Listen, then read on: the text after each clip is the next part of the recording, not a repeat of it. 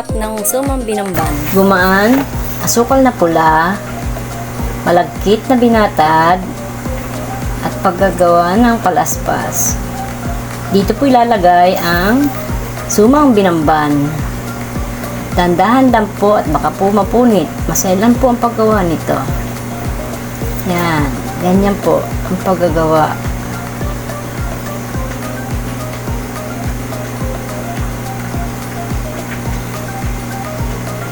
Saka po ilalak ng toothpick. Yan na po. Ito na po lahat. Ang pagbabalutan. Buksan ang apoy. Tayo po ay magtutunaw ng asukal. Haluin po ng haluin hanggang sa matunaw. Yan. Yan po ay kulay brown na, natunaw na po. At ilalagay na po ang gumaan na kinayod. Halo po ng halo para hindi po magtutong. Haluin ang haluin ng maabot Yan po. Malapit na po siyang maiga. Pakukunatin lang po natin ang gumaan.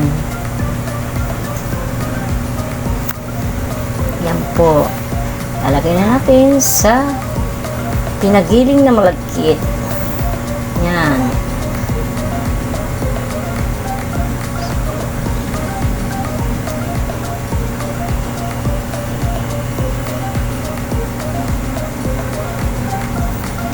Saka po natin mamasahin ng dalawang kamay. Masa lang po ng masa.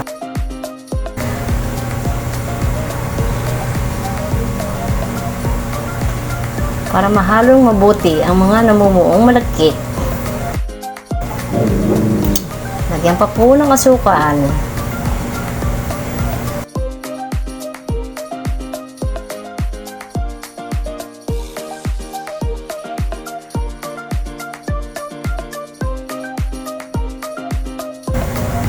Sasahin po ang tamis ng asukal ng ating sumang binamban. Haluin po ng haluin ulit. Yan. Ganyan po ang paghahalo niyan para po tayo nagmamasahe. Saka po ilalagay po natin sa binilot na palaspas. Yan po. Sa pagsasali natin, dahan-dahan lang po at baka matapon.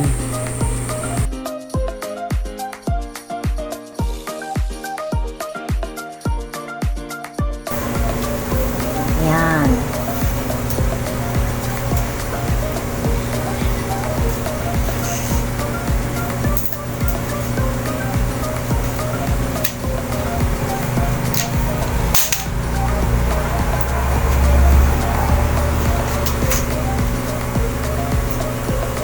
Tinitingnan po natin kung may butas ng ating palaspas. Marahan lang po isalin na hindi lumampas sa kanyang takalan. Matagalan po, kailangan po huwag po kayong maiinip. Ayan. Ayan po ang paggagawa ng sumang binamban.